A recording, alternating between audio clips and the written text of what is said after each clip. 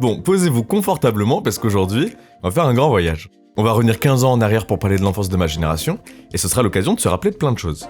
On va se rappeler de ce moment où on se cache sous la couette avec la console pour faire une dernière partie, et de pas se faire repérer. On va se rappeler de la grande maison de couture qu'on a créée, de nos tout premiers DM, et du petit chien qu'on a lâchement abandonné. Vous en faites pas, si vous rallumez la console, il est toujours là. J'espère. Et je vais vous dire la vérité, en bossant cette vidéo, je suis allé dans une médiathèque pour aller chercher des livres. Et il y a un des livres que j'ai trouvé qui commence par « Le développement de cette console a été le théâtre d'innombrables tragédies humaines ». Tragédies humaines. Donc, comment vous dire qu'il fallait que je creuse plus? Et l'histoire que j'ai découverte est complètement folle. Elle est remplie de trahisons, de coups bas, de mensonges. C'est pas du tout l'histoire que j'imaginais pour Nintendo. Donc, on va parler de tous ces souvenirs, mais avant, il faut vraiment que je vous raconte ça. Et d'ailleurs, c'est une histoire qui commence dans un train. Je vous présente Gunpei. Et Gunpei aujourd'hui, il va pas faire quelque chose de fou, il va prendre le train. Bon, c'est pas n'importe quel train, c'est le Shinkansen, c'est le train par lequel on voit le mont Fuji. Et à sa droite dans le train, il y a 2 employés de bureau qui s'ennuient tellement qu'ils jouent avec leur calculatrice, littéralement. Et il se dit, tiens, les gens n'ont rien à faire de mieux que de tapoter sur une calculatrice. Ça serait cool de faire une calculatrice avec des jeux. Et je pense qu'à ce moment-là, il se dit qu'il tient un truc de fou, et il sort du train en se disant bah, c'est pas une super idée. Vous voyez ce moment où vous avez une idée en tête, et cette idée, elle décide de plus jamais vous lâcher jusqu'à ce que vous la fassiez.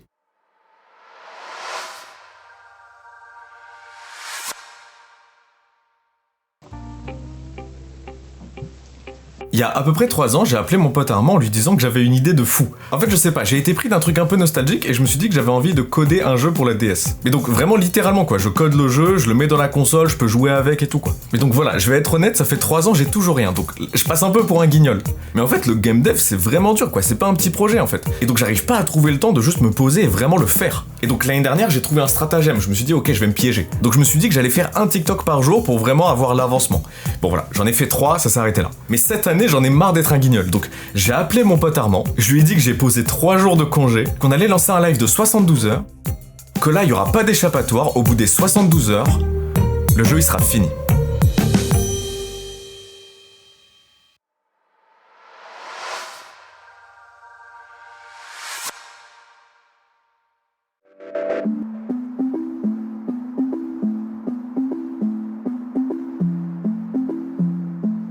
Bon, globalement, dans sa vie, Gunpei galère. Comme tout le monde, il rêve d'un job dans une des grandes boîtes du Japon, mais il est refusé partout. Et pourtant, il a un diplôme d'ingénieur électronique. Mais il a des notes éclatées, parce qu'il passe tout son temps à faire de la plongée avec ses copains. Mais bon, au bout d'un moment, faut bien un job, et donc il abandonne la capitale, il abandonne les grosses boîtes, et il cherche un job près de chez lui, à Kyoto. Et il trouve enfin un job dans une boîte à 5 minutes de chez lui, une entreprise de cartes à jouer. Mais évidemment, ils vont pas le faire bosser sur les cartes, parce que ce serait trop important. Non, il va juste surveiller les machines. Et bien sûr, y a pas grand chose à faire quand tu surveilles les machines. Et en plus, il est persuadé qu'il a été pris parce qu'il y a une nouvelle loi au Japon qui oblige les moyennes entreprises qui ont des machines d'avoir un électricien. Et donc là, c'est vraiment la loose. Il a fait une école en électronique. Le rêve quand t'es ingénieur au Japon, c'est de bosser pour Sharp, Panasonic, Mitsubishi, enfin les boîtes comme ça. Et lui, il se retrouve dans une boîte qui fait des cartes. Même s'il n'y a pas grand chose à faire, il vient tous les jours, et donc faut bien passer le temps. Et lui, pour passer le temps, il va faire des gags. En fait, il repense au bail des Looney Tunes, le genre de bras articulé là avec un ressort, et il se dit ça devrait pas être trop dur à refaire. Et donc il prend des bouts qui traînent autour de lui dans l'usine, et il bricole. Et là, il y a le président de Nintendo, Monsieur Yamauchi, qui débarque et qui le surprend en train de tout faire, sauf bosser. Mais là, c'est pas marrant, parce que Yamauchi le convoque dans son bureau. Et Yamauchi, il est connu pour être un patron imposant qui sait se faire respecter. Donc il a le doute entre est-ce qu'il va se faire engueuler ou est-ce qu'il va se faire virer.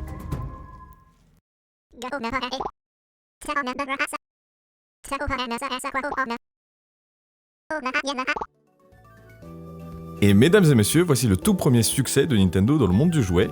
Ça s'appelle l'Ultra Hand et ils vont en vendre 1 million. Et comme vous pouvez le voir, c'est une sorte de main pour choper des trucs de loin quoi. Et en vrai franchement ça a l'air gaulerie quoi, je suis chaud de tester. Et ce jouet il va tout changer pour Nintendo. Quand t'en vends 1 million, c'est que tu peux ouvrir une nouvelle division chez Nintendo juste pour les jouets. Et il y a d'autres trucs qui montrent que ce jouet il a été vraiment important pour eux.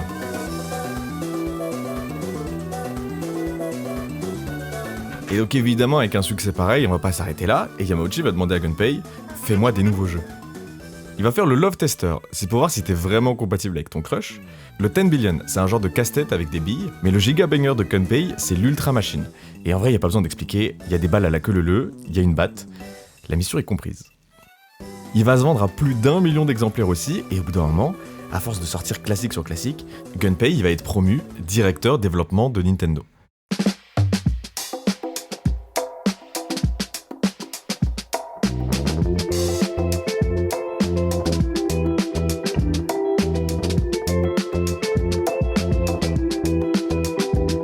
Gunpei il a une autre passion que la plongée, c'est les voitures. Et donc il a fait importer une voiture américaine. Et ça veut dire que le volant est à gauche, alors que pour les japonais, le volant est à droite. Donc déjà, ça fait de Gunpei quelqu'un d'assez étrange. Et ça pourrait juste être une anecdote rigolote, mais il s'avère que un des jours les plus importants de l'année, le jour où les grands patrons des boîtes japonaises se réunissent à l'Hotel Plaza d'Osaka, le chauffeur du président est malade. Et le président de Nintendo, évidemment, il n'a pas une voiture japonaise banale, il a une Cadillac. Et Cadillac, c'est une voiture américaine. Donc les gars de Nintendo, ils sont désespérés et ils cherchent qui chez Nintendo sait conduire une voiture avec le volant à gauche. Et le seul employé de toute la boîte qui sait le faire, c'est Gunpei. Et à ce moment-là, Gunpei, il est directeur de la section développement. Au Japon, il n'y a rien de plus important que la fierté, c'est pas du tout un honneur de faire le chauffeur pour le président. Il le dit lui-même, j'ai ma fierté à préserver. Donc il est carrément pas chaud, mais bon, parfois, faut bien rendre service. Donc préparez-vous parce qu'on a 1 heure de route, direction Osaka. Là, faut imaginer la scène. Il est seul dans la voiture avec le président, le trajet est un peu long et le président c'est vraiment pas le plus bavard. Donc là, le plus gros problème de Gunpei c'est comment je vais faire pour meubler. Monsieur le président, j'ai eu une idée. J'ai pris le train et les gens s'ennuyaient de fou. Alors, je sais qu'on a plutôt une philosophie des gros jouets, mais est-ce qu'on pourrait pas faire un jouet petit et discret, comme des calculatrices, que des employés de bureau comme nous pourraient utiliser? Et Yamauchi ne répond rien. Il lui met un vent cosmique et pourtant, Gunpei il est content de lui. Parce qu'il dépose Yamauchi à l'hôtel, il attend sagement dehors pour faire le trajet retour et il est fier parce qu'il trouve qu'il a franchement bien meublé et il réfléchit déjà à ce qu'il pourrait dire sur le trajet retour. Mais parfois, on a rendez-vous avec le destin. Parce que dans le meeting à l'hôtel, Yamauchi se retrouve placé juste à côté de Saeki, le président de Sharp. Et Sharp, c'est le plus gros constructeur au monde de calculatrices. Et donc Yamauchi lui pitch l'idée de Gunpei et il trouve direct que c'est l'idée du siècle. À ce moment-là au Japon, les usines d'écrans LCD, elles carburent, ils sont produits à la chaîne pour vraiment pas cher, et donc faire des calculatrices de jeu, pour lui, c'est une aubaine dans une industrie qui commence à saturer.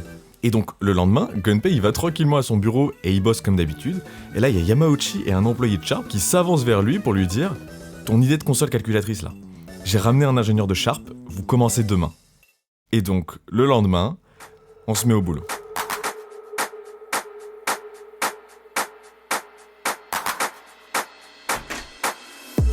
Ok, donc on est en 1980 et on va créer la toute première console portable. Par quoi on commence? La cible, c'est des employés de bureau japonais qui veulent jouer discrètement dans le train. Donc on va pas faire une giga console énorme, et dans un train, on a tendance à se tenir avec les mains en avant. Déjà, ça nous donne un truc de la forme d'un petit rectangle tenu avec les mains à gauche et à droite. Ok, maintenant qu'on a les mains qui tiennent la console, il faut bien une manière de jouer. Et idéalement, pas une manière qui nécessite de beaucoup bouger les mains. Donc on va mettre des boutons à un endroit de telle sorte à ce que le corps bouge le moins possible, c'est-à-dire pile en dessous de l'emplacement naturel du pouce. Et il reste plus qu'à afficher le jeu dans l'espace qui reste. Et mesdames et messieurs, je vous présente la toute première console portable de Nintendo qui ressemble à une calculatrice. Vraiment, c'est une calculatrice avec des jeux. Mais pas n'importe quel jeu, un jeu inventé par Gunpei lui-même, et attention, ça décoiffe.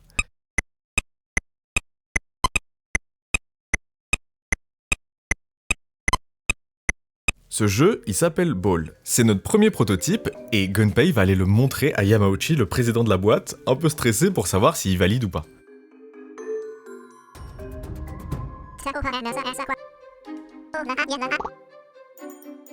Il trouve qu'un jeu, c'est pas suffisant. Donc c'est reparti pour créer un nouveau modèle, et là Gunpei ça fait des mois qu'il est dessus, il en a marre. Donc on va prendre la solution de facilité, on va aller dans les salles d'arcade.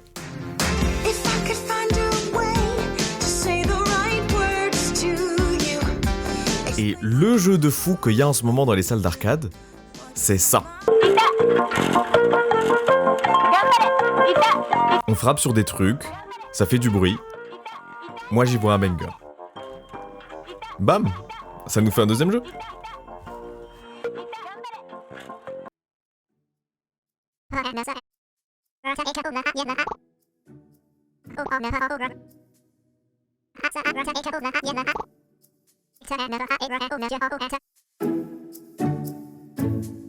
Je pense que vous commencez à comprendre que bosser avec Yamauchi, c'est vraiment pas un truc facile. Et pourtant, il est vraiment pas au début de ses peines, le Gunpei. Mais peu importe, parce qu'on a enfin notre toute première série des Game & Watch. Et d'ailleurs, pourquoi elle s'appelle Game & Watch ?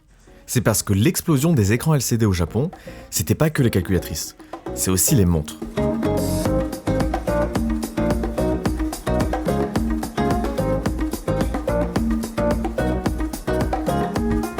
C'est Seiko qui a été pionnier des montres LCD, mais la boîte qui va complètement dominer le marché et faire découvrir les montres LCD japonaises au monde entier, c'est elle. Mais donc maintenant qu'on utilise un écran LCD qui est exactement le même que celui des montres, qu'est-ce qui nous empêche d'également afficher l'heure ? C'est un argument pas bête en vrai. Pour moins cher que le prix d'une montre, t'avais un jeu et une montre. Il y a un truc que je vous ai pas dit, c'est qu'à ce moment-là, Nintendo ne va vraiment pas bien. Ils ont une dette de 8 milliards de yens et il y a plein de gens, notamment des employés, qui ont peur de la faillite de la boîte. Gunpei, il connaît la situation de la boîte et il se dit, si on en vend 100 000, ce qui est ambitieux de fou en vrai, mais s'ils arrivent à en vendre 100 000, il y a peut-être moyen que ça rapporte un peu d'argent et qu'on résorbe un peu la dette de la boîte. Et la Game & Watch sort, et la première année, ils en vendent pas 100 000 comme aurait aimé Gunpei, ils en vendent 600 000.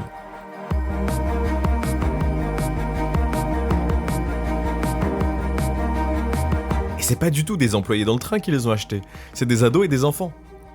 Et donc une fois qu'ils ont capté ça, ils vont se régaler, ils vont faire des éditions colorées, ils vont mettre des décorations, ils vont se faire plaisir en fait. Ils vont commencer à faire des ventes complètement folles. Et ils vont pas se limiter au Japon du tout, ils commencent à vendre dans le monde entier et juste en quelques années, les ventes dans le monde dépassent celles du Japon. Et donc évidemment, Yamauchi va demander plein de nouvelles séries, Gunpei il était saoulé d'en faire une de plus, il va en faire des dizaines de plus. Ils voulaient en vendre 100 000, ils vont en vendre au total 50 millions. En fait c'est simple, la boîte elle avait une dette de 8 milliards et après un an de la sortie des Game & Watch, ils ont pas juste résorbé la dette, ils ont 4 milliards de plus dans le compte en banque. En fait c'est tellement un carton que maintenant, Nintendo, c'est une multinationale, elle vend dans le monde entier et c'est devenu une des plus grosses boîtes du Japon.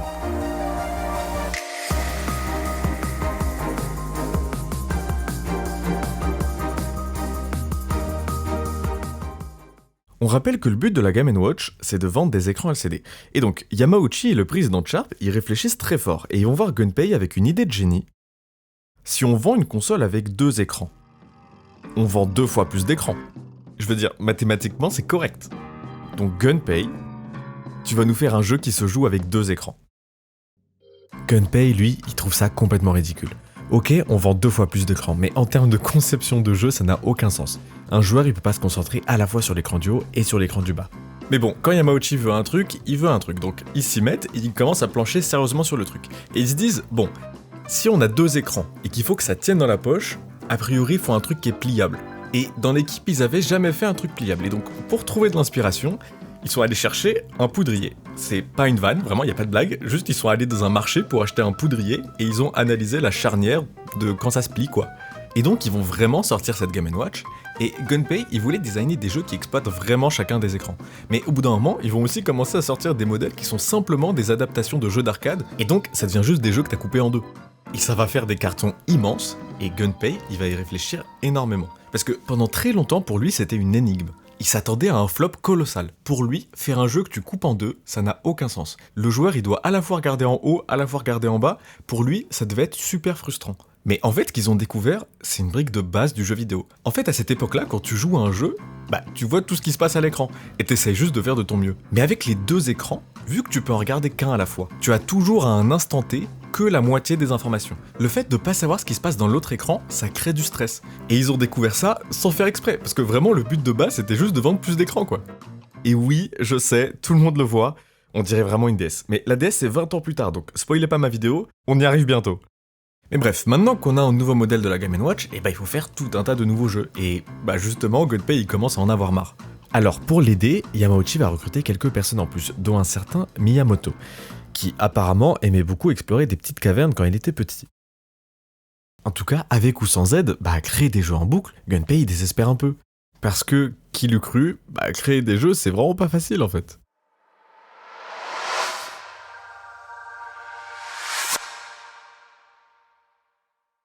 C'est horrible, c'est horrible. C'est une des pires expériences de ma vie.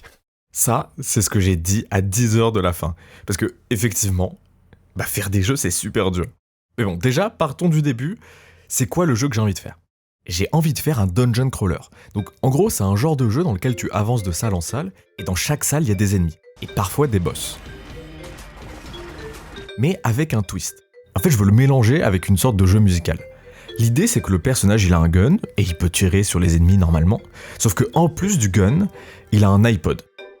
C'est-à-dire que le personnage, il est constamment en train d'écouter de la musique. Et si jamais il tire précisément dans le rythme de la musique qu'il écoute, il va se mettre à tirer beaucoup plus fort. Voilà, donc ça c'est l'idée, et maintenant, il n'y a plus qu'à mettre les choses en place. On est bon. Plus que 2 jours et 18h. Il y a 2 écrans. Faut trouver quoi foutre des 2 écrans. Il y a l'écran du haut, il y a le joueur, et il y a des méchants. Et il y a un gun, il peut faire piou piou piou piou piou piou piou piou piou et il peut tuer les méchants. Le jeu c'est, frère, il y a des méchants, faut les tuer. Ouais. On verra le scénario. Bon c'est pas mal, c'est un petit début. Mais voilà, ce qui est hyper important dans un marathon, c'est la gestion du temps. Parce que t'as tendance à être chill au début, puis à être en méga rush à la fin. Donc le plus important, c'est d'être concentré dès le début. Bon, juste après, on a fait un react, et après, on est allé dormir. Donc, bon, la première journée, elle était pas folle. Bon, j'ai quand même fait un truc avant d'aller dormir, c'est ça. Je vous présente Claire, c'est notre personnage principal, et pour le moment, c'est juste un point blanc. Ça deviendra mieux après, ok ? Et le second truc que j'ai fait, c'est de créer un ennemi. Et l'ennemi, autour de lui, il a une sorte de champ de vision. Si Claire n'est pas dans le champ de vision, il fait sa life, juste il se balade. Mais si Claire est dans son champ de vision, alors là, l'ennemi commence à pourchasser Claire. On est d'accord, pour le moment, c'est pas grand-chose, mais bon, faut bien commencer quelque part. Est-ce que vous avez déjà vu 2 enfants beaucoup trop enthousiastes pour rien ? T'es prêt à être foudroyé de... Oui, monsieur. Ça c'est moi, la caméra me suit. Ouais. Ça c'est un ennemi. Ouais. Là il a décidé de bouger un petit peu, tu vois. Ouais. Ensuite je m'approche, je fais je suis méchant, je suis méchant. Là je le vois plus. Oh waouh. Je le vois, il est méchant. Et je le vois plus. Ah mais c'est trop bien. Pour le moment c'est tout ce qu'il y a. Mais c'est énervé. Maintenant faut faire qu'il tape quoi. Le timer, qu'est-ce qu'on en pense là ? Il reste 2 jours, 1 heure. En fait, tant qu'il y a le 2, je sais pas, ça me... C'est une safe place un peu. Bon, on a bien rigolé. Maintenant, il est vraiment temps d'avancer. On va rajouter les 3 mécaniques principales du jeu. Donc déjà, le tir. Donc voilà, maintenant, quand on appuie sur la gâchette de gauche, ça envoie des petites balles qui font des dégâts aux ennemis. Ok, maintenant, avec la gâchette de droite, on va rajouter la possibilité de faire un dash. Ça permet de se déplacer rapidement, et du coup, ça permet de sortir de situations où il y a trop d'ennemis autour de nous. Donc ça, c'est vraiment les 2 actions principales. Et maintenant qu'on les a, on va pouvoir intégrer la notion de rythme avec la musique. Très vite, je me suis dit qu'il fallait une aide visuelle. Déjà pour aider le joueur, ne serait-ce que pour l'aider à se caler sur le rythme, mais aussi pour savoir quand est-ce qu'on est dans le bon rythme. Avoir un feedback en fait, une validation qu'on fait les choses bien. En l'occurrence, on a un carré qui apparaît au rythme de la musique, et donc il faut faire les actions en même temps que le carré apparaît. Et si on y arrive, le carré devient rouge. Et si jamais on fait 3 actions parfaitement en rythme, la caméra tremble. C'est là qu'on va tirer plus fort et esquiver plus loin. Ok, pause. Vous avez vu le timer ? Non, parce que là, il reste 20 heures et on a 10 carrés blancs sur un fond rouge, donc va falloir vraiment accélérer. C'est pour ça qu'on va s'occuper de la map. L'idée que j'ai eue, c'est de faire un truc sur l'enfance et la nostalgie.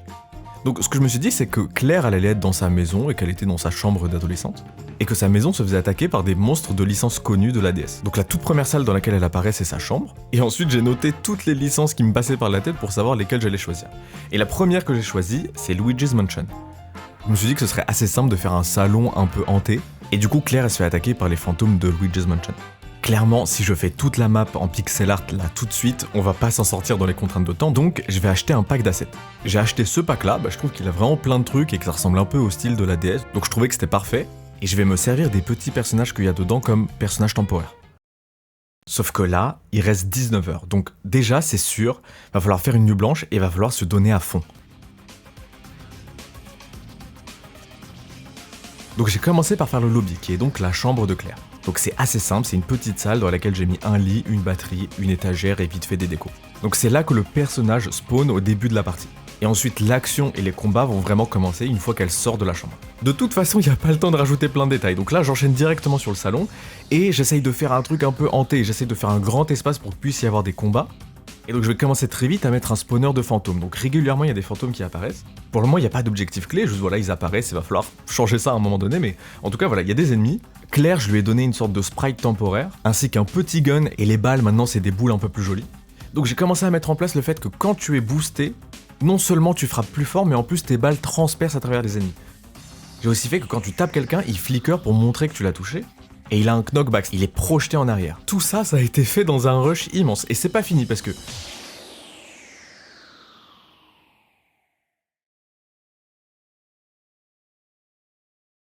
On est dans le cosmos. Je suis KO, j'en peux plus. Je vois des visions du futur. Moi, je pense que je vais aller dormir, frère. Ah ouais? Je suis KO. C'est la fin? C'est la... Ça fait 3 ans j'en parle, mec. Oui. 3 ans, mec. Pas longtemps. Ce sera pas ce live-là. Il y aura une revanche. Il y aura une revanche, ouais. Vous m'entendez? Vous m'entendez? Il y aura une revanche. Mais là, c'est la loose.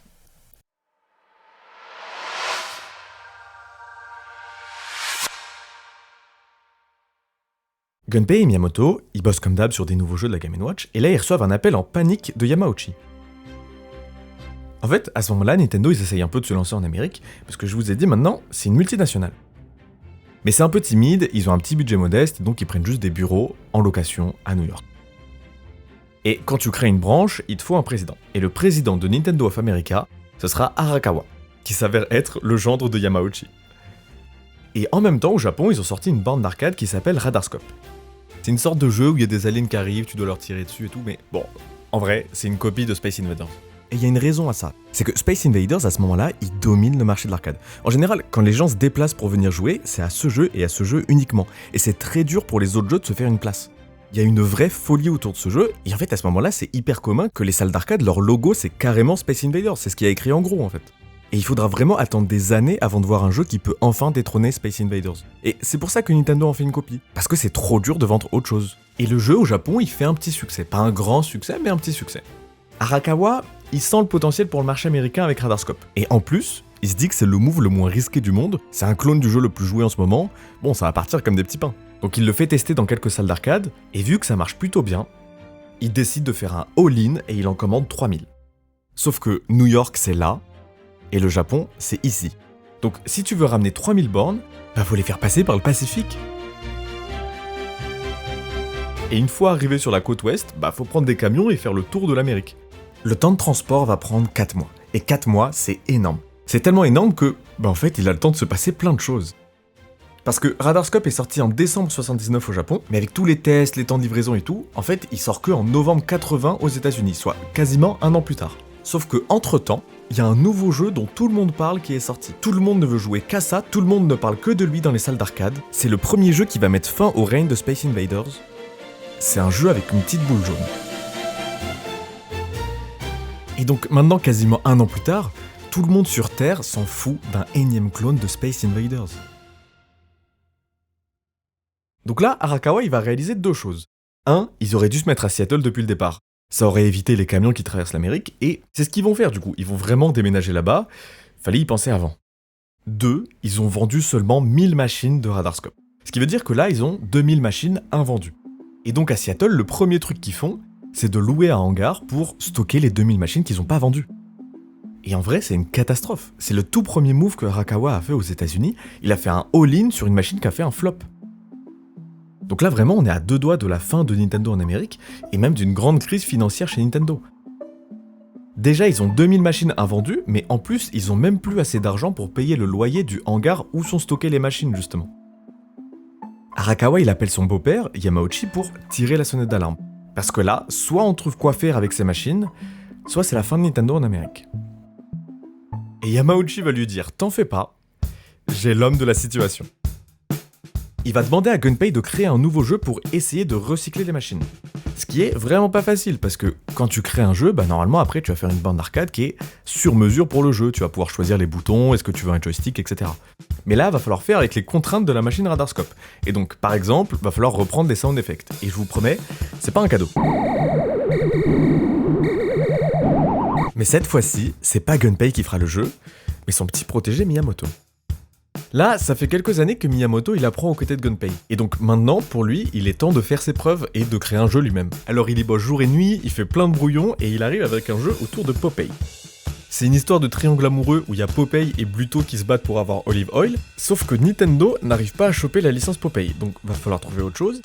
Donc bon, on va faire simple, en fait Bluto ce sera un singe, le personnage principal on va l'appeler Jumpman parce que il saute, et pour la fille on va demander aux gens de Nintendo of America de choisir un nom, puisque le jeu il est fait pour le marché américain. Sauf que les gars de Nintendo of America, ils sont pas très créatifs, et ils aiment pas se prendre la tête, donc ils vont juste l'appeler Pauline, parce que c'est le nom de la femme du manager du hangar où sont stockées les machines justement.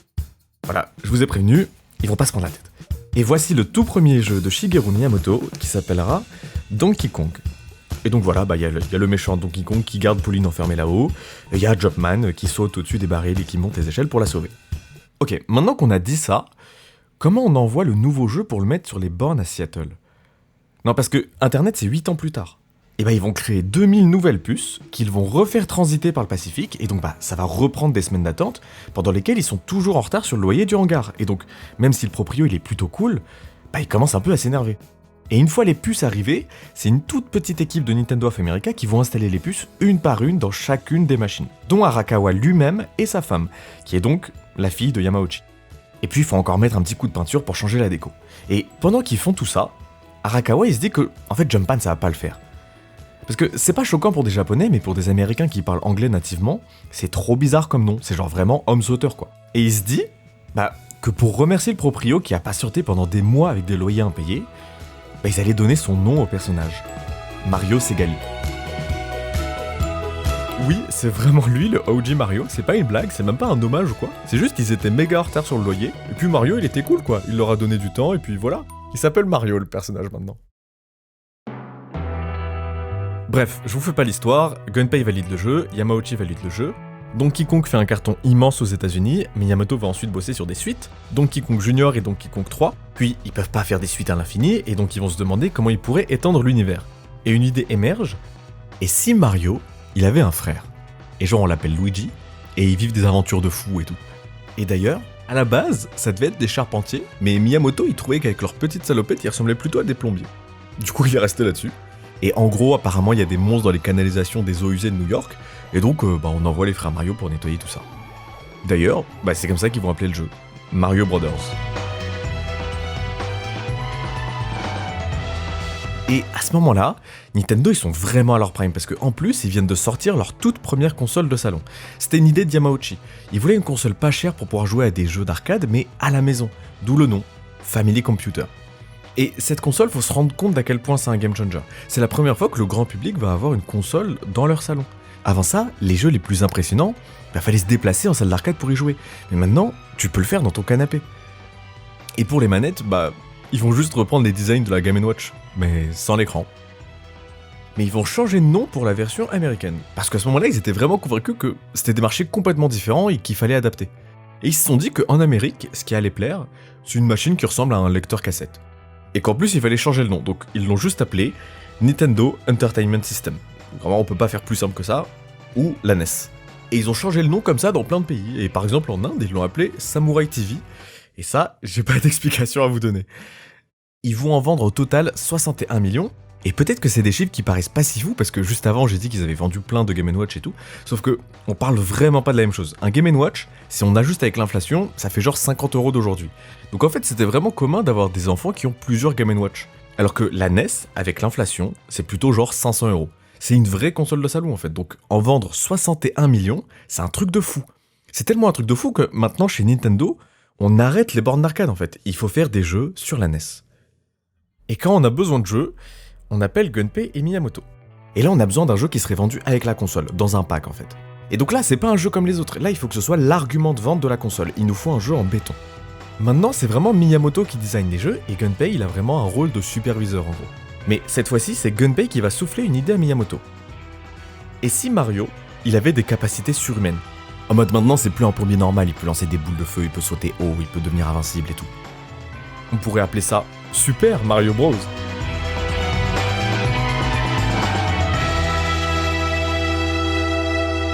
Évidemment, tous ces jeux font des cartons immenses et on change pas une équipe qui gagne, pas vrai? Et pourtant, c'est la dernière fois qu'ils vont faire un jeu ensemble parce que Gunpei, il veut bosser sur une nouvelle idée de console. Et Miyamoto, lui, il veut faire un jeu inspiré par quand il explore des cavernes quand il était petit. Je me demande bien ce que ça peut donner. Bon, Gunpei, il va quand même créer quelques jeux vite fait avant d'aller sur son projet de console. Et d'ailleurs, c'est quoi cette fameuse idée? Pour une fois, c'est pas une idée de Gunpei, c'est Yamauchi qui veut revenir sur le marché de la console portable. Il veut un successeur pour la Game & Watch, et il va donner à Gunpei 2 contraintes. Elle doit coûter moins de 10 000 yens, et on doit pouvoir jouer à plusieurs jeux. Parce que la Game & Watch, c'était une console, un jeu. Si tu veux jouer à un autre jeu, il faut acheter une autre Game & Watch. Et si on pouvait avoir une console avec plusieurs jeux? Ça paraît logique aujourd'hui, mais à l'époque, c'était un casse-tête, parce que une console, c'est un mini-ordinateur. Et dans un ordinateur, il y a un processeur qui fait tous les calculs, un peu comme le cerveau, et un petit endroit qui est dédié à la mémoire. Et un jeu, ça prend beaucoup d'espace mémoire. C'est impossible de faire tenir des centaines de jeux dans une seule et même console. Et donc si, au lieu de faire tenir le jeu dans la console, on fait tenir le jeu dans une carte mémoire externe qu'on vient plugger dans la console, là on peut avoir des centaines de jeux. Il suffit d'avoir des centaines de cartouches. Donc là, avec cette console, on est sur des ambitions beaucoup plus grandes. Et Gunpei, mine de rien, il est un peu dépassé en électronique. Donc cette console, il va pas la faire seul, il va nous falloir une équipe de cracks.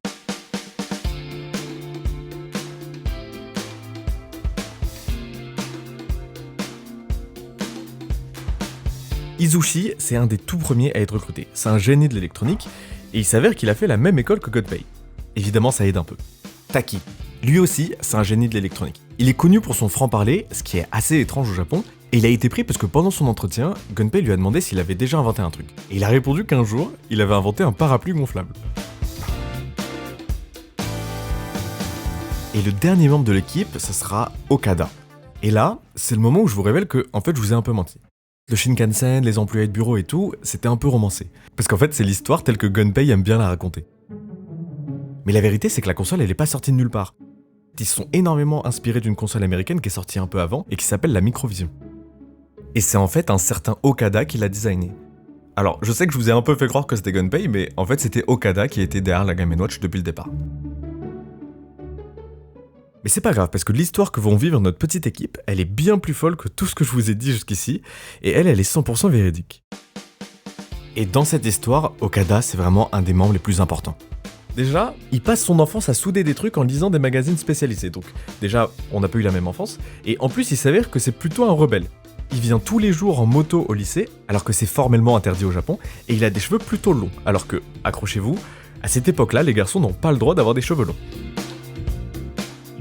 Mais ça reste un génie, donc tous ses professeurs lui disent d'intégrer la plus prestigieuse entreprise d'électronique du Japon, Matsuo Denki. Mais contre toute attente, il est finalement refusé. Donc il se retrouve sans taf, et il était tellement sûr d'être pris qu'il a postulé nulle part ailleurs. Sauf qu'un ami à lui a postulé chez Nintendo, mais qu'au dernier moment il a changé d'avis, et il trouve ça super mal poli de pas venir à l'entretien. Alors il demande à Okada, « Est-ce que tu veux bien aller faire l'entretien à ma place ?» Okada, il a entendu vite fait parler de Nintendo, mais il sait même pas ce qu'ils font. Mais bon, il va bien rendre service. Alors il y va, et le jour même, c'est une catastrophe. Il arrive extrêmement en retard, et le gardien lui dit « Il reste plus que 20 minutes à l'examen. Bon, tu peux y aller si tu veux, mais bon... Il y va quand même, et il arrive quand même en 20 minutes à terminer le formulaire, et il se retrouve embauché chez Nintendo. Donc notre Dream Team, c'est pas tous des gens qui voulaient se retrouver là, mais par contre, c'est tous des cracks. Et Okada, ce sera le bras droit de Gunpei. En fait, le président Yamauchi, il va créer plusieurs départements de recherche, dont R&D 1, qui est dirigé par Gunpei avec sa team, et qui a pour mission de faire une nouvelle console portable. Et R&D 2, qui s'occupe des consoles de salon avec la NES. Et donc en réalité, c'est pas nouveau ce système de cartouches, c'est quelque chose qu'ils avaient déjà inventé chez R&D 2 pour la NES justement. Pour leur nouveau projet de console chez R&D 1, comme toujours, le nerf de la guerre, c'est les écrans. Cette fois-ci, on est beaucoup plus ambitieux que pour la Game & Watch. On veut un joli écran qui peut afficher des jolis graphismes. Et donc, notre Dream Team, ils vont voir leur partenaire de toujours, Sharp, pour voir leur dernier prototype, et pour la première fois, Gunpei n'est pas convaincu. Les écrans de Sharp sont soit décevants, soit trop chers, soit mauvais. Il commence à aller voir des concurrents, mais personne n'est vraiment intéressé par le projet. Sauf une boîte qui, elle, était particulièrement intéressée, Citizen. Une boîte de montres et de calculatrices. Toujours des calculatrices. Les gars de Citizen, ils sont super confiants, parce qu'ils savent qu'ils arrivent avec une technologie dont a besoin Nintendo.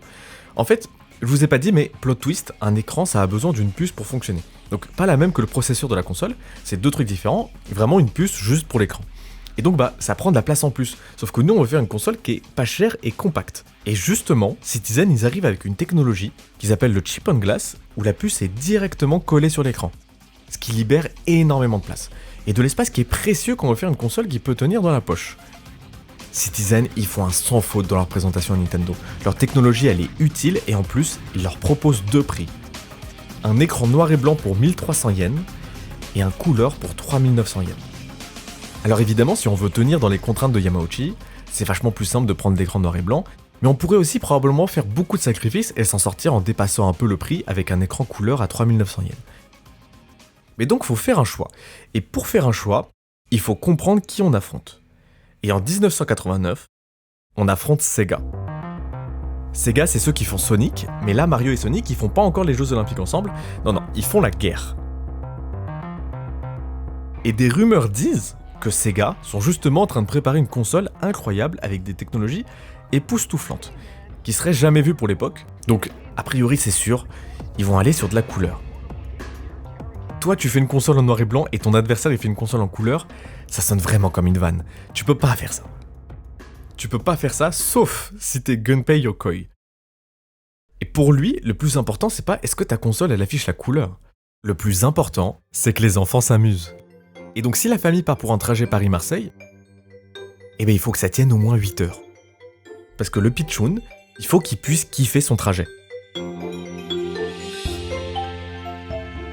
Alors ils vont choisir un écran noir et blanc et faire tous les choix de design pour que ça tienne au minimum 10 heures.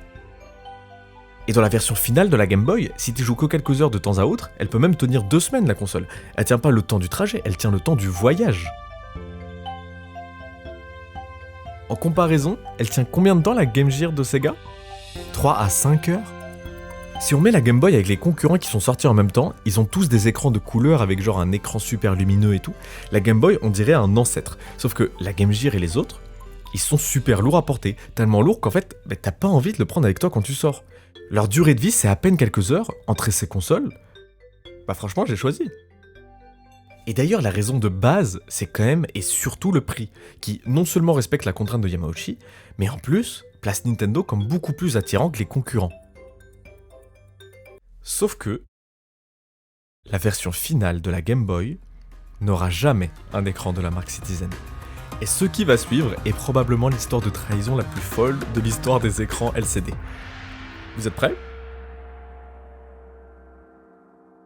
Un jour, il y a les gars de Citizen, ils ont rendez-vous avec Gunpei et son équipe pour définir les derniers détails du deal qu'ils sont en train de faire pour la production des écrans de la Game Boy. Et ils sortent de la salle tout contents avec un deal de principe. Gunpei il les ramène à la sortie et dans les couloirs en sortant, ils croisent les gars de Sharp, leur concurrent principal. Donc déjà, l'ambiance elle est chelou.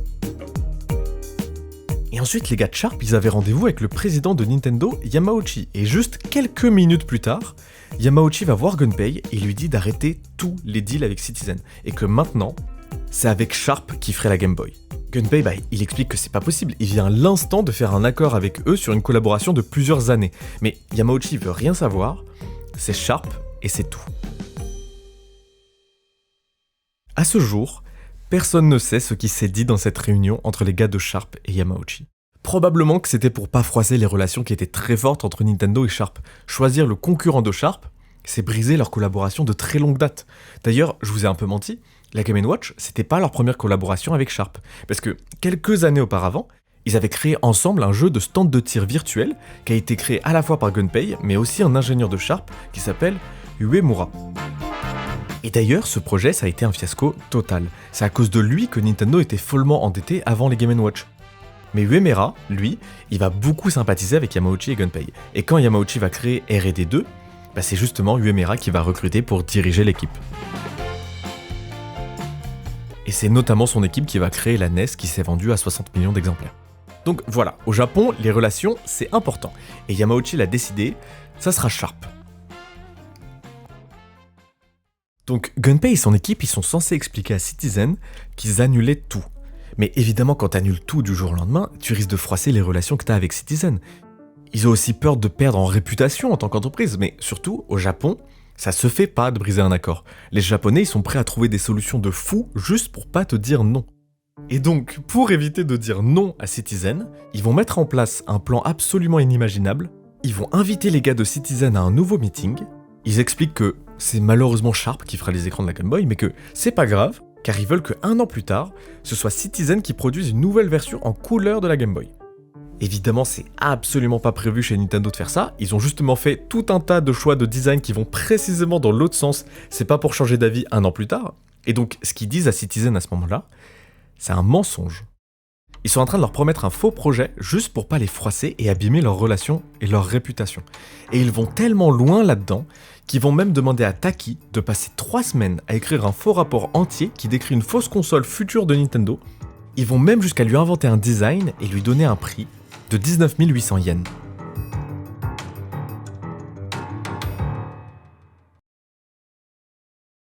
Et en vrai de vrai, je pense que les gars de Citizen, ils ont sorti la douille parce que Nintendo, à partir de là, ils entendront plus jamais parler de Citizen. Bref, dans tous les cas, ils ont enfin leur premier prototype prêt de la Game Boy, avec un écran Sharp, comme le voulait le président. Ils sont ultra confiants et ils ont une réunion avec le président Yamauchi pour le montrer. Yamauchi, il prend la console, il teste 2 secondes, et il dit...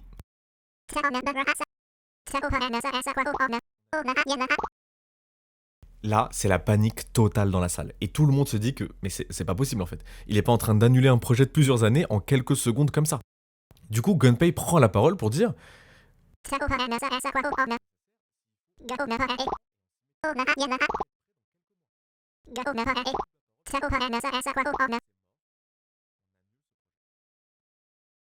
C'est une catastrophe. L'équipe, elle est brisée. Juste imaginez, vous bossez pendant des années sur un projet, vous en êtes fier, et tout se fait annuler en 2 secondes par le président. Et personne ne l'a plus mal vécu que Gunpei.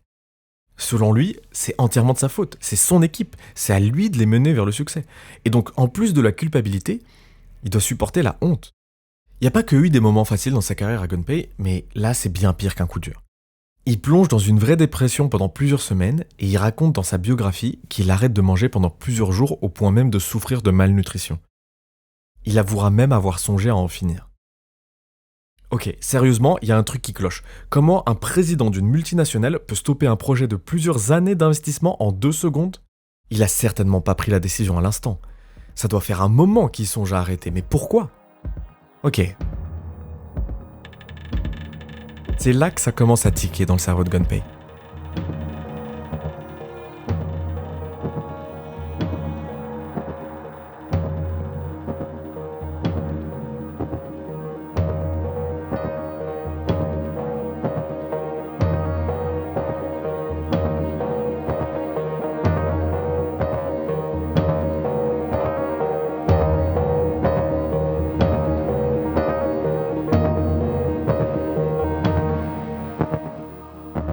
Vous êtes chaud pour un peu plus de drama ? Gunpei, Taki, Izuchi et Okada, ils en sont certains, c'est un complot de R&D 2, leur concurrent chez Nintendo. Ils sont en train de bosser sur la suite de la NES, la Super NES, et avec le marché des consoles de salon qui explose, tout le monde prédit des ventes records pour la future console. La Game Boy, c'est tout l'inverse. Le marché de la console portable chute lentement et tout le monde pense que le futur du gaming, il est dans le salon. Et donc notre équipe, ils sont certains que c'est R&D 2 qui aurait convaincu Yamauchi que la Game Boy était un projet foireux, et que ça allait être un échec non seulement qui ferait endetter Nintendo, mais qui tirerait en plus vers le bas les ventes de la future Super NES. Et que donc en fait, Yamauchi voulait annuler le projet depuis longtemps, il attendait juste l'occasion de le faire. Et quand le prototype lui a été montré, il a saisi la moindre faiblesse de la console comme prétexte. Ok, mais pourquoi ? Pourquoi R&D 2 aurait fait ça ? Gunpei, il sait pourquoi. Parce que Yamauchi se fait vieux. Et les discussions sur sa succession commencent à émerger chez Nintendo. Le successeur naturel, c'est Gunpei. C'est grâce à lui que l'entreprise en est là aujourd'hui, c'est grâce à lui que l'entreprise est dans le jeu vidéo tout court. Mais si jamais la Game Boy est un échec annulé avant même sa sortie, et que la Super NES est le succès immense qu'on imagine, il se pourrait bien que le successeur naturel, ça devienne Uemura. D'ailleurs, qui avait créé les machines Radarscope à l'époque ? Le flop immense de Nintendo of America, c'est R&D 2. C'est l'échec de R&D 2 qui a permis à Gunpei et Miyamoto chez R&D 1 de créer Donkey Kong et Mario. Donc, quand Miyamoto quitte R&D 1 pour faire des jeux sur la console de R&D 2, la NES, c'est aussi une vengeance de Uemura envers Gunpei. En fait, la situation elle est tellement catastrophique que plusieurs autres ingénieurs de R&D 1 vont être réalloués à R&D 2, dont Okada, le bras droit de Gunpei. Et là, c'est même pas une vengeance, c'est une humiliation. On peut pas se laisser faire. Ça peut pas s'arrêter là. Là, Gunpei il passe en mode full shonen et il va monter un plan qui est encore plus fou que le faux projet de Citizen. Il va monter une équipe ultra restreinte avec seulement Taki, Izushi et un ingénieur de Sharp, celui d'ailleurs avec qui tout avait commencé pour Gunpei, et ils vont relancer le développement de la Game Boy en secret. Personne ne doit savoir, ni Sharp, ni les autres de R&D 1, et surtout pas Yamauchi, surtout pas R&D 2. Le but, c'est de proposer une version tellement parfaite de la Game Boy que c'est impossible que Yamauchi ne trouve quoi que ce soit à dire. Et d'ailleurs, c'est pas du tout la vision que Gunpei avait de la Game Boy. Pour lui, ça devait être un truc vachement plus proche d'un simple jouet. En fait, vraiment comme une suite de la Game & Watch plutôt que d'une vraie console. Pour lui, il n'y avait même pas d'autres éditeurs qui pouvaient faire des jeux. Ça devait juste être un simple jouet, avec quelques jeux faits par Nintendo eux-mêmes. C'est son bras droit Okada qui lui avait une autre vision. La vision d'une vraie console dans la lignée de la NES, dans laquelle la console doit avoir une longue durée de vie. Mais en corrigeant le plus gros problème de la NES, c'est-à-dire en créant une documentation entière ultra bien décrite qui explique en détail comment créer un jeu sur NES, et qu'on enverrait à tous les studios du monde pour avoir le plus de jeux possible. Parce que, effectivement, la NES n'avait pas de dev kit, et c'est pour ça que c'est Rare qui a dû en faire un eux-mêmes. Mais ça, c'est une autre histoire. Donc en gros, Okada il veut qu'on suive la même philosophie que la NES, mais sans les défauts. Gunpei, il était en profond désaccord avec cette vision. Déjà parce que dans la compétition avec R&D 2, faire quoi que ce soit qui ressemble à la NES, c'est un aveu de faiblesse. Ça voudrait dire que c'est eux qui mènent la danse et R&D 1 qui s'adapte. Et puis ensuite, parce que lui, il a toujours voulu faire des jeux simples. Mais en voyant bien que l'opinion de tous était du côté d'Okada, il a finalement cédé et c'est Okada avec sa vision qui a pris les rênes. Et d'ailleurs, dans le brevet de la Game Boy, le brevet officiel, le nom de l'inventeur, c'est celui d'Okada. Mais donc, quand Gunpei relance le projet de la Game Boy en secret, dans le dos non seulement de Nintendo mais aussi de toute la boîte, dont Okada, il met en danger son job et sa carrière pour un projet auquel lui-même ne croit pas. C'est juste qu'il trouve ça inacceptable que ses équipes aient travaillé si dur pour rien. Il suit Okada dans sa vision et se bat pour lui donner vie malgré son désaccord, et quoi qu'on en dise, c'est quand même une preuve de loyauté immense. Alors même que personne ne sait à quel point il a souffert pour ça. C'est simple, il en parle pas aux autres. Pour eux, rien ne s'est passé. Avec l'ingénieur de Sharp, toujours en secret, ils vont mettre au point une nouvelle version de la Game Boy avec une nouvelle technologie, les écrans Super Twisted Nematic. On dirait vraiment un nom sorti d'un shonen mais c'est réel, et ça s'appelle vraiment les Super Twisted Nematic, et ça va permettre d'avoir un écran d'une bien meilleure qualité. On a une meilleure visibilité dans tous les angles et l'écran est tout simplement beaucoup plus net. Le seul truc, c'est que l'écran est plus cher, et donc ils vont le réduire en taille. Et avec quelques autres ajustements, ils produisent une version 2 du prototype de la Game Boy. Est-ce que ça sera suffisant ? Il n'y a qu'une seule manière de le savoir. Juste imaginez, vous dites à votre boss que vous voulez le voir un moment, et vous allez lui avouer que vous avez bossé des semaines en secret sur une console qu'il a décidé d'annuler. Soyons sérieux, il n'y a aucune chance que ça se passe bien. Et pourtant, Yamauchi est plutôt accueillant de les voir arriver avec un prototype de la Game Boy. Alors ils y vont, et ils lui font essayer, et étonnamment, il est enthousiaste. Le verdict est clair, la nouvelle version est beaucoup mieux, l'écran change tout, et là, on a vraiment un prototype abouti. Alors, Yamauchi l'annonce, le projet de la Game Boy est relancé. Personne n'y croit dans la salle. Comment c'est possible ? Est-ce qu'il a juste changé d'avis comme ça ? Est-ce que Yamauchi c'est quelqu'un qui prend des décisions au hasard dans les meetings ? C'est beaucoup plus simple que ça. Nintendo, dans sa stratégie, veut tout miser sur la Super Nintendo, que prépare R&D 2. Et d'ailleurs, c'est pour ça qu'ils ont annulé la Game Boy. Sauf que la Super Nintendo, elle prend du retard. Et c'est pressenti qu'il faille la repousser non pas de quelques mois, mais dans plus d'1 an. Et ne rien mettre sur le marché pendant plus d'1 an, c'est une très mauvaise idée. Et donc Yamauchi va avoir besoin de quelque chose. Et donc à ce moment-là, en fait, il se met même à regretter d'avoir annulé la Game Boy. Quand il voit arriver l'équipe R&D 1, déterminée au point d'avoir bossé en secret comme des fous sur une nouvelle version de la console équipée d'une nouvelle technologie, pour lui, c'est juste un oui. Mais bon, maintenant il faut se dépêcher parce qu'il faut sortir la console dans les mois qui viennent. Et donc cette fois-ci, c'est toute l'équipe R&D 1 qui bosse pour produire une version finale qu'on va envoyer en production. La Game Boy sort en 1989, reste alors le verdict de la presse et des joueurs. En fait, depuis tout à l'heure, je vous parle de grands succès avec Donkey Kong, Super Mario Bros et tout. Mais là, c'est autre chose. La Game Boy, c'est un raz-de-marée. C'est précisément à partir de là que Nintendo, c'est une autre ligue. Par exemple, dans le métro parisien à la station Tuileries, quand il fallait mettre une frise pour résumer le millénaire, parmi tous les choix qu'ils auraient pu faire pour illustrer les années 90, l'image qu'ils ont choisie, c'est une Game Boy. En fait, c'est simple. Nintendo, c'est devenu une boîte capable de marquer une génération entière.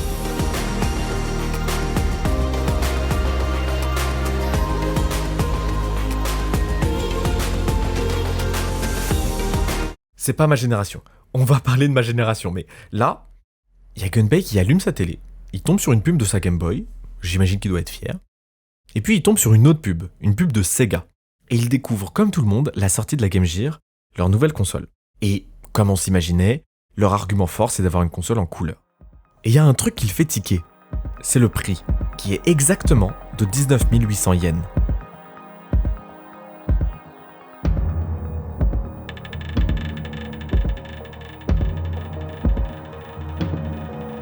Et puis la forme.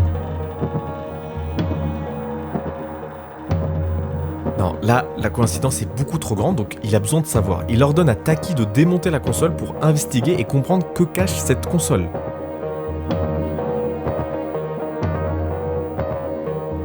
Et ce qu'ils vont découvrir, c'est que ceux qui ont fait les écrans de la nouvelle console de Sega, les ennemis jurés de Nintendo, c'est Citizen.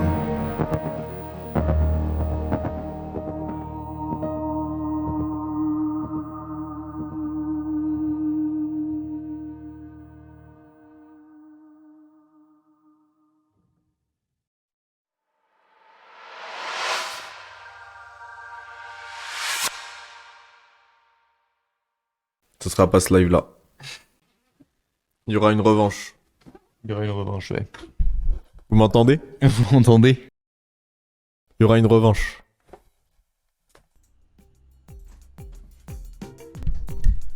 Guess who's back?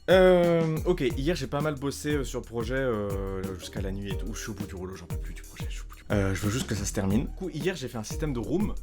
Donc avant, en fait, il y avait toute la map. Vous l'avez peut-être compris, mais du coup, j'ai refait un marathon 4 mois plus tard de 2 jours.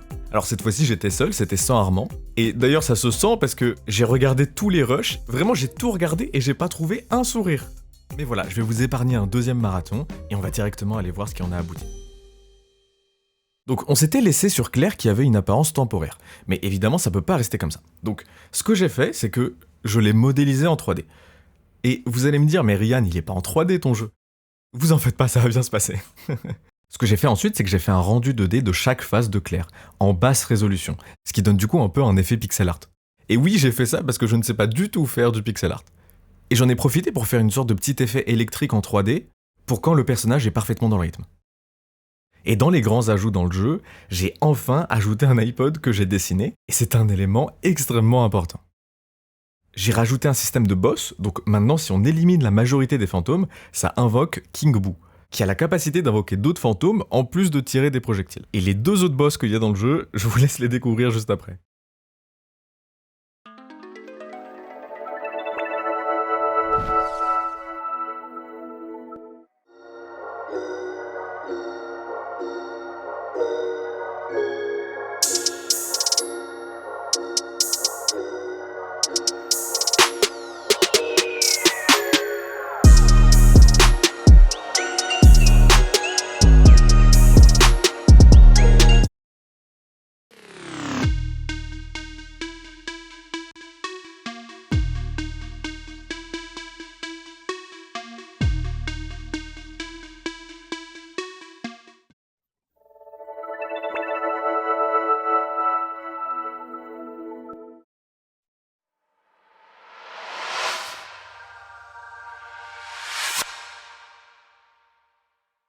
Il y a quelqu'un d'autre dont il faut que je vous parle, c'est Satoru.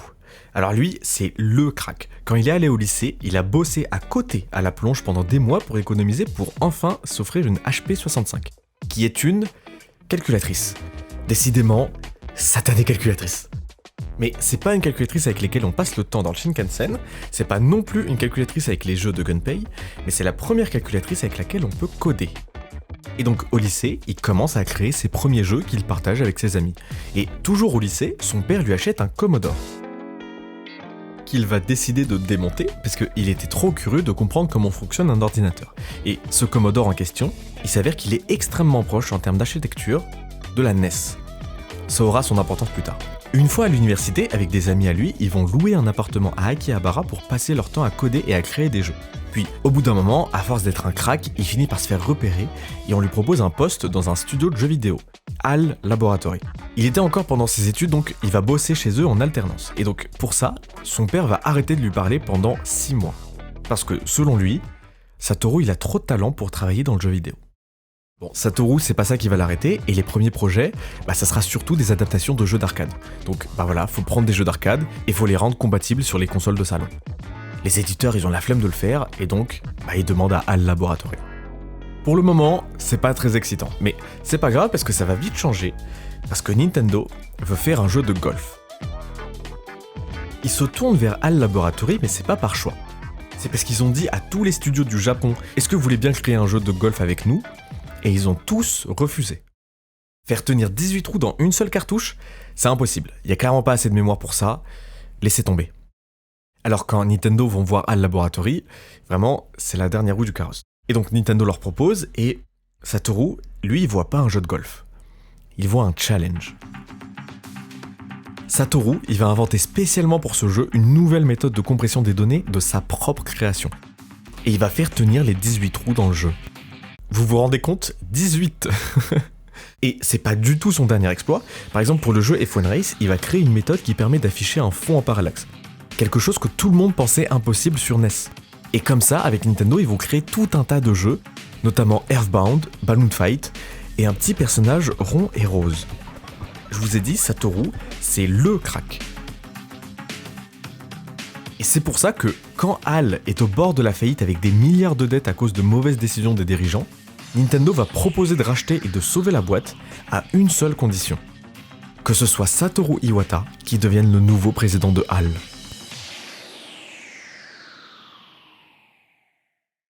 Je vous dis ça, mais des anecdotes de crack, il y en a des dizaines chez Nintendo. Tiens, par exemple, prenons Kono. Kono, c'est un étudiant en informatique, et à l'université, ils ont besoin d'ordinateurs surpuissants qui coûtent des fortunes. Et quand la NES sort, il est complètement choqué de la qualité des graphismes de la console. Et il s'imagine alors qu'elle doit coûter encore plus cher que les ordinateurs qu'ils ont à la fac. Mais en réalité, la NES est 4 fois moins chère. Donc déjà, cette anecdote, ça montre les prouesses qu'ont été capables de faire les ingénieurs de R&D2. Mais ça montre aussi autre chose, qu'il était tellement excité qu'il a mal lu le prix de la NES, qui n'était pas vendu à 100 000 yens, mais à 10 000 yens. Alors il l'a acheté le soir même, et il a tellement aimé la console qu'il s'est mis à rêver de pouvoir développer des jeux chez Nintendo un jour. Est-ce qu'il y est arrivé ? Bon, disons qu'il a fait quelques licences, quoi. Donc des cracks chez Nintendo, il y en a à l'appel. Mais ce qu'il faut comprendre, c'est que Iwata, c'est autre chose. Et Yamauchi, il a clairement senti le potentiel de Satoru Iwata, et surtout, sa capacité à trouver des solutions que personne ne voit. Quelques années plus tard, il va aider le développement de Pokémon Or et Argent sur Game Boy Color. Encore une fois, il va créer lui-même des outils de compression pour faire tenir ses jeux hyper riches visuellement sur les petites cartouches de Game Boy. Il y a même un mythe qui dit que lors de la création de Pokémon Stadium, il aurait lu le code de Pokémon Rouge et Bleu lui-même et il aurait recréé le système de bataille en une semaine. Et c'est pour cette réputation que quand le studio aura besoin d'aide pour la création d'un nouveau jeu qui s'appelle Super Smash Bros, c'est aussi à lui qu'on fait appel. Bon, ça vous étonnera pas si je vous dis que Nintendo finit par le recruter en 2000, et ça, directement en tant que chef de la planification stratégique de Nintendo. Bon, d'ailleurs, pendant ce temps, il fait quoi, Gunpei ? Après le succès immense des premiers jouets, du carton de la Game & Watch qui a lancé Nintendo dans le monde du jeu vidéo, et de l'immense raz-de-marée de Mario et de la Game Boy, Gunpei c'est un peu devenu le roi des jeux. Mais bon, la Game Boy commence à s'essouffler, et tout le monde chez Nintendo se demande un peu, c'est quoi la suite ? Gunpei, lui, il reste fidèle à sa philosophie. Selon lui, Nintendo, c'est une boîte qui doit se démarquer. Après tout, s'ils en sont là aujourd'hui, c'est parce qu'ils ont tenté des trucs les plus étranges. Ils ont tenté des trucs qui étaient jamais vus avant. Alors Gunpei, il continue sur sa lancée. Et pour lui, le prochain virage du jeu vidéo, c'est la 3D. Et pas la 3D genre Tomb Raider, non, la 3D stéréoscopique. C'est ce que nous aujourd'hui on appellerait genre un casque VR, mais en fait c'est plus proche du cinéma 3D. C'est vraiment le fait d'avoir une image différente à chaque œil qui va créer une sorte d'effet de profondeur. Il se dit que dans ce casque, avec l'effet 3D stéréoscopique, les gens vont être absorbés et plongés à 100% dans l'immersion. Pour lui, c'est sûr, c'est le futur de l'expérience du gaming. Et donc, le Virtual Boy sort en 1995 et c'est un flop immense. Les gens trouvent ça trop cher, trop volumineux, ils trouvent que ça donne la nausée et le tournis, et que l'effet 3D il est pas ouf. On peut avoir le mot flop facile, mais en fait là c'est un désastre. C'est la seule console de l'histoire de Nintendo à s'être vendue moins d'1 million d'exemplaires. Et c'est surtout un coup dur pour Gunpei, et d'ailleurs, il va quitter Nintendo pas très longtemps après cet échec. La Game Boy, ça a été un raz-de-marée immense dans le monde, mais pour Gunpei, c'était l'épreuve la plus dure de sa vie. Parce que à partir de là, chaque choix de design qu'il pouvait faire sur la console, l'orientation de l'écran, le placement des boutons, ça pouvait avoir des conséquences immenses sur l'entreprise. À l'échelle de la Game Boy, c'est simplement devenu trop de pression pour lui. À la base, c'était juste un créatif qui créait des jeux sur son temps libre. Nintendo, ils vont dire que son départ après l'échec abyssal du Virtual Boy, c'était une coïncidence et qu'il avait déjà prévu de partir depuis un moment. Mais c'est aussi clair que ça a dû précipiter les choses. Et encore une fois, au Japon, les relations c'est hyper important et la fierté aussi, donc il veut pas laisser Yamauchi sur un échec. Donc avant de partir, il veut faire un dernier projet, pas risqué, pour être sûr de partir sur un succès. Et c'est pour ça qu'il va faire la Game Boy Pocket et quitter Nintendo quelque temps après. Il parle alors de créer un nouveau studio avec une nouvelle philosophie. En fait, il veut arrêter la course au graphisme et il veut se concentrer sur des innovations de gameplay. L'histoire en a décidé autrement. Il décède 1 an plus tard, lors d'un accident de voiture, n'ayant même pas eu le temps de finir son premier jeu. Évidemment, c'est un deuil immense chez Nintendo, et surtout une page qui se tourne. Yamauchi, il voit le vent tourner. Le marché du jeu vidéo a complètement changé. On a l'arrivée des gros acteurs comme Sony et Microsoft avec la course au graphisme et des consoles de plus en plus puissantes, et Nintendo n'est simplement pas en mesure de suivre ces géants. Donc Nintendo a besoin de changement, et Yamauchi le sait. Alors il va prendre probablement la décision la plus dure de sa vie, quitter son poste de dirigeant.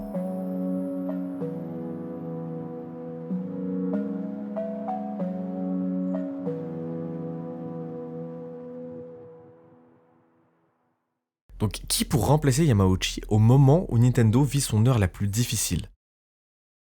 On va avoir besoin d'un crack. Satoru Iwata devient le nouveau président de Nintendo et le tout premier président qui ne vient pas du clan Yamauchi, qui a détenu et dirigé la boîte toute son existence. Faut se rendre compte de la pression. Nintendo, pour la première fois depuis son entrée dans le marché du jeu vidéo, est derrière.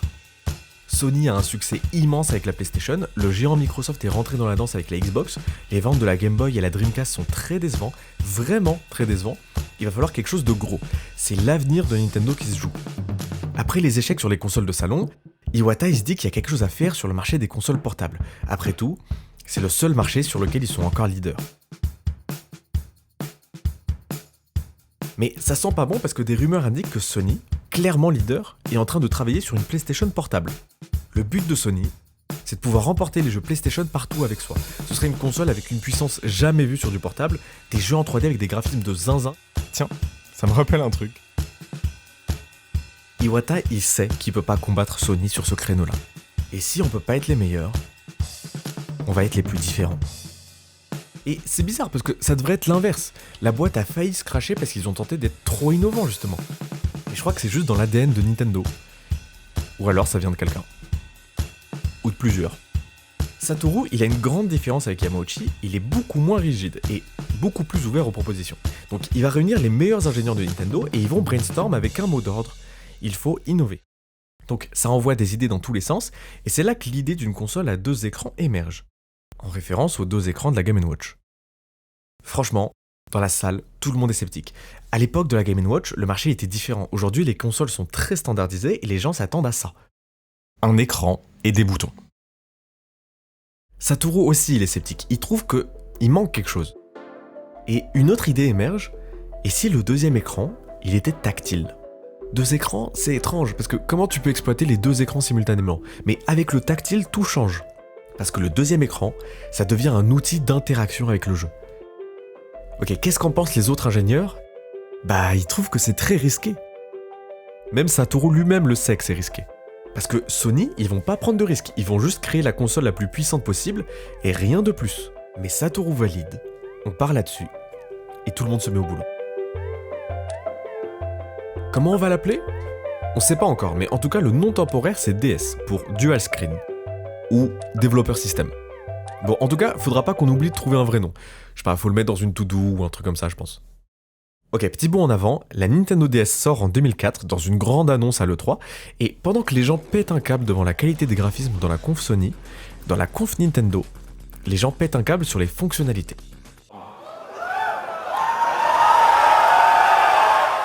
Là, par exemple, ils sont en train de crier parce qu'il y a le Wi-Fi sur la console. C'était un truc de fou à l'époque.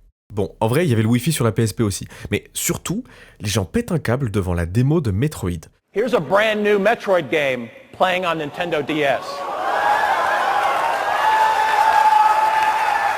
On le voit jouer à la fois avec l'écran du haut et l'écran du bas, et ça marche. Le double écran, ça crée une vraie immersion, l'interaction avec le tactile fonctionne, et tout le monde projette déjà Metroid comme le grand classique de la DS. Et effectivement, ce sera un excellent jeu, mais je pense qu'ils étaient très très loin à l'époque de s'imaginer quels seront vraiment les best-sellers de la console. Bref, la console sort enfin en 2004, et les premiers résultats, c'est ok, c'est pas mal. Ils sont au coude à coude avec Sony, mais avec la Game Boy, Nintendo dominait complètement le marché. Et là maintenant, ils sont au même niveau avec Sony. Donc ils ont perdu énormément de parts de marché. Donc c'est pas mal, ça sauve les meubles, ça rassure les employés et les investisseurs, mais c'est pas vraiment un succès flamboyant non plus. Mais cette fois-ci on a des pistes. Parce qu'on a les premiers retours des joueurs. Ils disent que les boutons font un peu cheap, que l'écran, c'est clairement un écran de Game Boy que vous avez réutilisé, qu'elle est trop grosse, elle est trop lourde, le stylet est trop petit. Donc on prend tous ces défauts et on améliore tout ça dans une nouvelle version qu'on va appeler Lite. On arrête tout de suite la production de l'ancienne version, parce qu'on veut plus la voir. Je pense que c'est cette version que la plupart d'entre vous ont eue. Et elle, vous voulez savoir si elle a bien marché ? Ok, si la Game Boy c'était un raz-de-marée, la DS Lite c'est un tsunami. On n'est plus du tout au coude à coude avec Sony, on écrase Sony dans tous les marchés. Et pourtant, la DS c'est pas une révolution technologique immense, ni la console sur laquelle les plus grandes licences de Nintendo ont été créées. Elles étaient déjà là avant les licences. C'est simplement qu'il y a tout Nintendo dans cette console. On peut pas faire plus Nintendo que la DS. Et l'héritage de Yamauchi et de Gunpei peut difficilement moins se voir. Il y a toute l'histoire et toute la philosophie de Nintendo dans cette console. Better technology is good, but technology is not enough.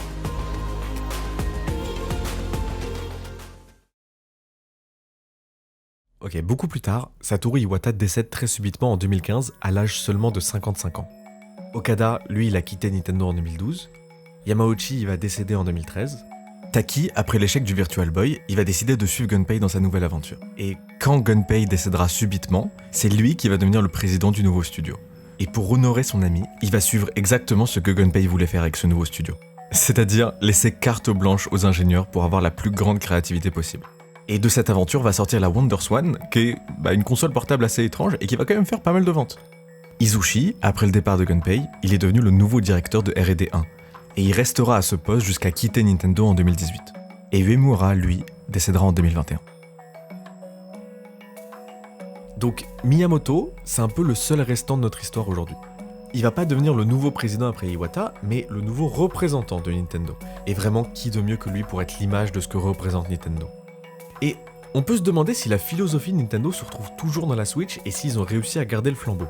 Mais en tout cas, ce qui est sûr, c'est que Miyamoto, il a tenu à cacher dans la console quelque chose pour leur rappeler d'où ils viennent. À condition juste de faire des gestes un peu golemons.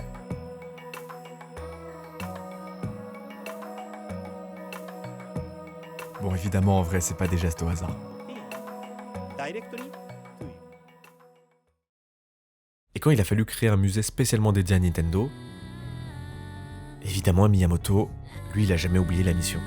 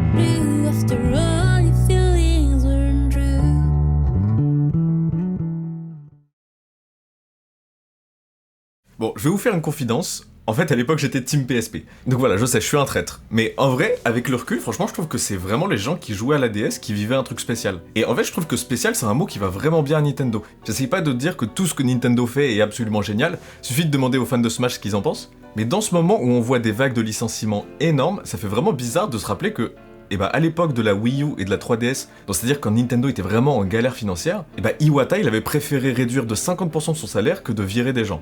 Alors est-ce que c'était vraiment pour ne pas virer des gens ou juste c'était symbolique? Bah j'en sais rien. En tout cas, ce que je sais, c'est que le boss de Microsoft, lui, il a augmenté son salaire de 30 millions, alors qu'il y a des milliers de développeurs qui perdent leur job chez Xbox, justement. Dans une boîte qui fait 25 milliards de bénéfices, donc voilà. Symboliquement ou pas, Iwata, il l'a fait déjà. En fait, c'est important, les symboles, quoi. Bref, voilà, dans ce moment où le jeu vidéo est en vraie crise, en fait je trouvais ça important d'en parler, surtout que voilà, il y a des milliers de développeurs et d'artistes qui perdent leur job, et c'est justement les gens dont je parle pas dans ma vidéo, parce que là je fais tout un storytelling avec Gunpei et Miyamoto qui font Mario, puis après ils font la NES, ils font la Game Boy, etc. Mais on fait pas un jeu à 2 personnes. On fait pas une console à 4 personnes, évidemment. Donc il y a des centaines d'ingénieurs qui sont derrière, et c'est eux qui souffrent quand il y a des moments de crise, c'est pas Miyamoto, quoi. Et en plus, il paraîtrait que bosser avec Miyamoto, c'était vraiment pas facile. Tout ça pour dire que quand on raconte ce genre d'histoire, ça peut donner envie de mythifier un peu les personnages, mais voilà, faut juste se rappeler que, en fait, c'est des humains, et leur grand succès, il est aussi dû aux tous les gens qui étaient derrière et dont j'ai pas du tout parlé, quoi. Je trouve ça important de le rappeler à un moment où on dirait qu'on peut virer des développeurs comme si, voilà, c'était des gens invisibles qu'on peut remplacer à tout moment, enfin, ils sont tout aussi importants dans l'histoire, c'est juste qu'on n'en parle pas. Bref, voilà, on a vu une partie de l'histoire de Nintendo, on a parlé de la création de la DS, mais il y a un truc dont j'ai toujours pas parlé, c'est les jeux.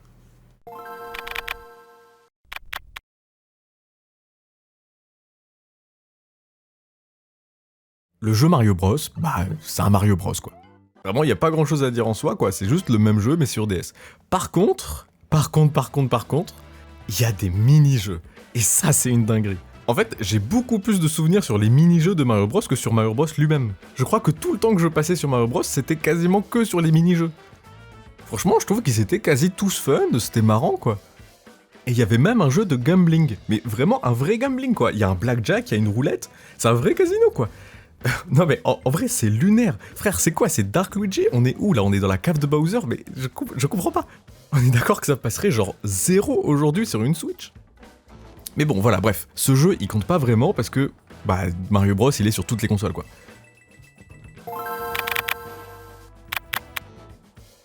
C'est à partir de ce jeu que c'est vraiment devenu évident que la DS, ce serait pas juste une version portable de la GameCube. C'est un vrai jeu entier qui est complètement différent du Mario 4 qu'il y avait sur GameCube. Il y a des mécaniques différentes, il y a des nouvelles cartes uniques, vraiment le jeu est complet, il y a même un multijoueur. Et vraiment, je pense que le multijoueur de Mario Kart DS, il a vraiment marqué plus d'une personne dans ma génération, quoi. Ok, on va sauter les Pokémon. C'est un jeu qui mérite une vidéo à part, tout le monde en a parlé 1000 fois, moi j'ai pas grand chose d'intéressant de plus à dire. Et en plus, il y a des bangers qui nous attendent, comme par exemple...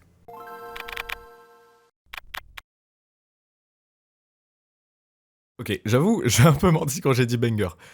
Ok, là je sais que c'est un sujet difficile, parce que pour plein de monde, ces jeux-là, c'est vraiment une Madeleine de Proust. Je pense que vraiment, il y a plein de gens qui ressentent une nostalgie immense face à ces jeux. Mais en même temps, là, avec le recul, là, je vois ça, je vois ce jeu, et je peux pas me dire autre chose que c'est un scam. Et je sais que c'est un sujet difficile, parce que peut-être que je me trompe, mais j'ai vraiment l'impression que c'est unique à la DS, et qu'il y aurait jamais un truc comme ça sur la Switch. Que vraiment ce phénomène de... Chacun a son petit jeu chelou bizarre, mais qui pour lui est une vraie Madeleine de Proust. Moi, c'était Michael Jackson 3D. Bon voilà, que voulez-vous? Ok, là, on arrive sur les choses sérieuses. Je trouve que c'est vraiment avec Nintendogs qu'on voit tout ce qui fait la DS. En fait, ce jeu, c'est vraiment la clé de compréhension pour comprendre toute la stratégie globale de Nintendo à ce moment-là. Là où Sony, ils ont vraiment ce truc d'essayer de faire les jeux les plus beaux, avec les meilleurs gameplays, etc. Nintendo, ils essayent plutôt d'aller chercher des nouveaux publics. Et Nintendogs, ça en est vraiment le meilleur exemple. Et je pense que pour beaucoup de monde, c'est la première expérience gaming qu'ils ont eue tout court. C'est un jeu qui a accueilli beaucoup de monde dans le jeu vidéo, et c'est pas rien. Et en plus, contrairement au jeu Lui à Passion, il s'avère que c'est un jeu qui est plutôt bien fait, quoi. Il y a un autre truc à dire sur ce jeu, c'est que, en vrai, il faut se rendre compte que c'est un pari osé en vrai. Un pari pas osé, c'est faire un jeu d'aventure, un platformer, un FPS, voilà, ça c'est pas osé. À l'époque, un jeu un peu concept, simulateur, que t'es pas censé finir comme une histoire, mais que t'es censé venir un peu chaque jour pour t'occuper de lui, c'est assez nouveau, et en tout cas, surtout à cette échelle-là. Et pourtant, c'est un genre de jeu qui va complètement envahir le monde du smartphone dans quelques années. Et sur ce coup, faut vraiment dire que Nintendo, ils ont été visionnaires. Dr Kawashima. Donc en fait, c'est le nom d'un neurologue qui a développé une sorte de théorie comme quoi le cerveau, il a son prime à 20 ans. Et qu'après tout le reste de ta vie, tu fais que de reculer. Bon, déjà, je vous rassure, c'est pas un consensus scientifique du tout, mais en tout cas, il était tellement sûr de son truc qu'il en a fait un jeu. Et du coup, le jeu, c'est quoi? C'est des exercices mentaux, quoi. Enfin, il y a du calcul, il y a des trucs, faut écrire et tout. Et en fonction de ton score, bah, plus t'es bon, plus tu te rapproches de 20 ans. Et vraiment, c'est juste ça, quoi. Sauf qu'en fait, c'est plus que ça. Dans le jeu, ils ont vraiment mis une sorte de truc de récompense à venir tous les jours, à venir t'entraîner et tout. Il y a quand même pas mal de trucs intéressants avec ce jeu. Notamment, déjà, il se joue avec la console penchée sur le côté. Et en vrai, c'est bête, mais faut y penser, quoi. En fait, c'est un truc que tu peux pas faire avec la PSP. Tu peux pas la mettre sur le côté et ça change le gameplay. Non, la PSP, t'y joues comme ça parce que c'est comme ça. Et bah ça montre vraiment que la DS, elle est versatile, que les développeurs, ils peuvent s'amuser avec, et que s'il faut, ils peuvent retourner la console.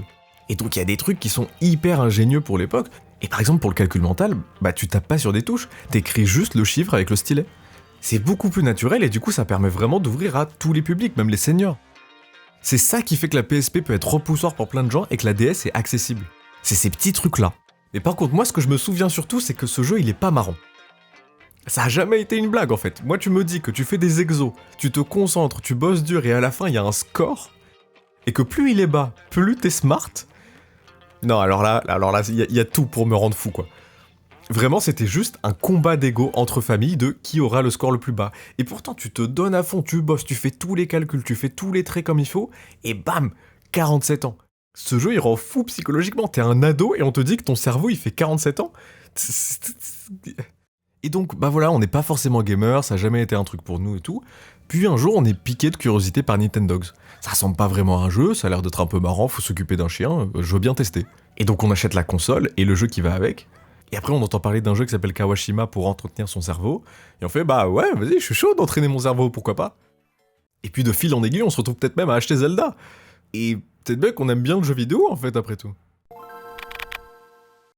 Ce Zelda, c'est vraiment aussi une clé importante pour comprendre la DS. En fait, ce jeu, il montre que pour Nintendo, c'était pas juste des gimmicks pour quelques jeux, c'est pas juste, bon bah voilà, il y a un micro, on peut parler avec le chien, et ça s'arrête là. Non. En fait, les fonctionnalités de la DS, ils veulent que les devs s'amusent avec. Donc par exemple, bah, ce Zelda, c'est un Zelda normal, donc il y a des donjons, il y a des boss, il y a tout ce qu'il faut. Mais le boomerang, au lieu de le lancer normal, bah on fait la trajectoire avec le stylet. C'est un twist tout bête. Ou alors, évidemment, comme tous les Zelda, on a une carte, sauf que là, on peut faire des notes sur la carte. On peut dire que voilà, ce donjon, je l'ai déjà exploré, que peut-être je devrais passer par là. Et franchement, moi j'ai toujours trouvé ça fun parce que en fait ça se voit que les devs ils s'amusent. Et en fait, c'est pas juste qu'on n'avait jamais vu ça avant, c'est que probablement on verra plus jamais ça non plus. Parce que à cette époque-là, les consoles commençaient déjà à s'uniformiser.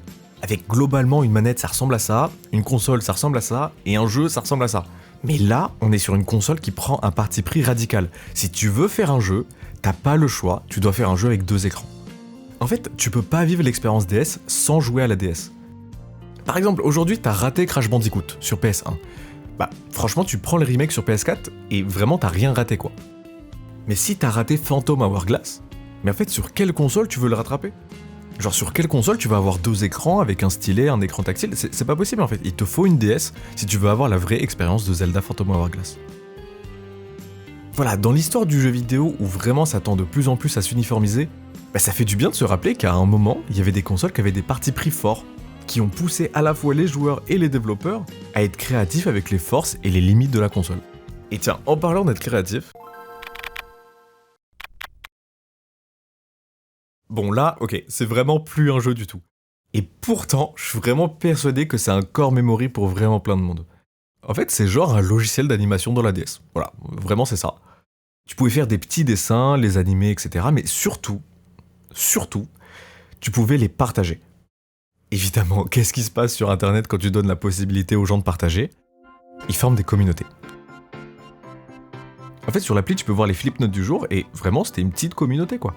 C'est un peu similaire à regarder ton feed sur les réseaux, sauf que là, bah, encore une fois, c'est un parti pris fort. Il faut faire avec les outils dispo sur Flipnote. Et du coup, bah, faut trouver des manières d'être créatif avec. Et c'est pour ça que encore aujourd'hui, il y a encore plein d'artistes qui continuent à poster de l'art fait avec Flipnote. Essayer de voir jusqu'à où on peut aller en détournant des contraintes, bah, c'est plutôt fun. Et quand les serveurs de Flipnote ont été coupés par Nintendo, bah, la communauté elle a voulu préserver à tout prix ses trésors. Alors ils leur ont donné une nouvelle maison.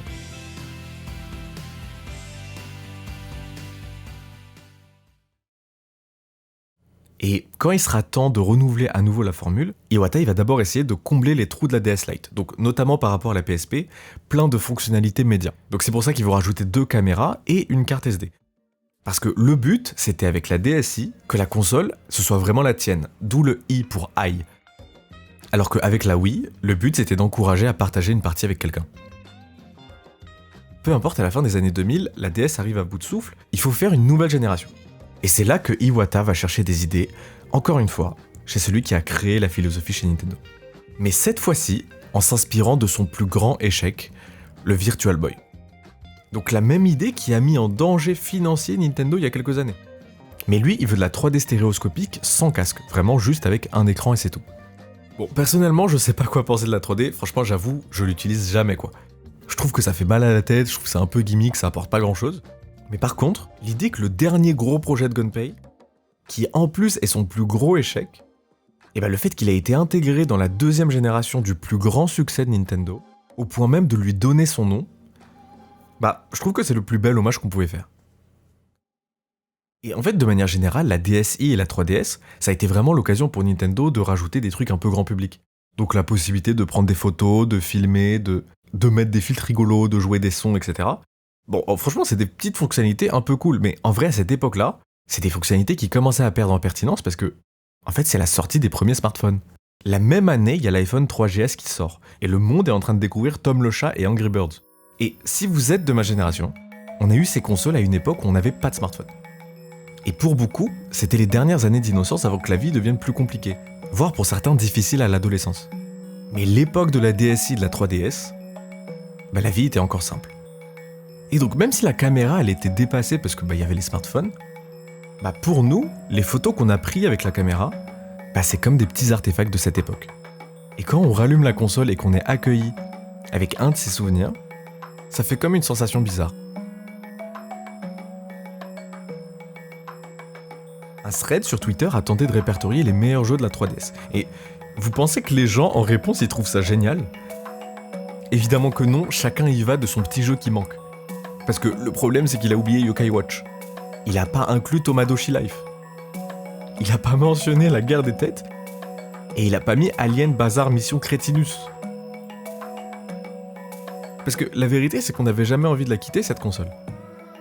Je crois que pour nous, ça restera un endroit qui est rempli d'innocence. Mais pourtant, il y a un jour, sans s'en rendre compte, où on a touché la console pour la dernière fois.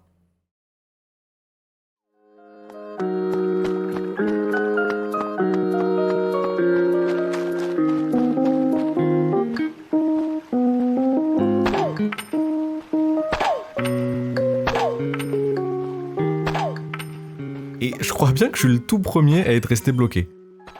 Il est même pas dingo mon jeu, mais j'ai pas lâché. Vous voyez ce moment où vous jouez dehors, et on vous appelle pour rentrer parce qu'il se fait tard, et que vous suppliez pour faire une dernière partie ? Je vous jure, essayez, relancez la console une dernière fois, histoire de repousser un petit peu le moment où on rentre à la maison. Et d'ailleurs, pourquoi le temps dans le jeu, c'est une lune et un soleil qui se rapprochent ? Parce que quand j'ai une idée, j'ai tendance à overthink. J'ai tendance à overthink et je me paralyse en voulant absolument savoir si elle est bonne ou mauvaise avant de me lancer. Et du coup, je me retrouve à pas faire grand chose. Et je pense qu'une fois de temps en temps, on a tous une de ces idées qui te lâchent pas. Des idées ou des projets qui veulent plus partir de ta tête. Ça fait 4 ans que j'ai eu cette idée de faire la vidéo sur la DS. Et j'ai dû annuler le projet genre 4 fois. Mais ça voulait juste pas sortir de ma tête. Et maintenant, je pense que si c'est une bonne ou une mauvaise idée, ça a aucune importance. Si l'idée te lâche pas, c'est que ça dit un truc sur toi et que c'est toi qui dois pas la lâcher. Et un jour, tout s'aligne.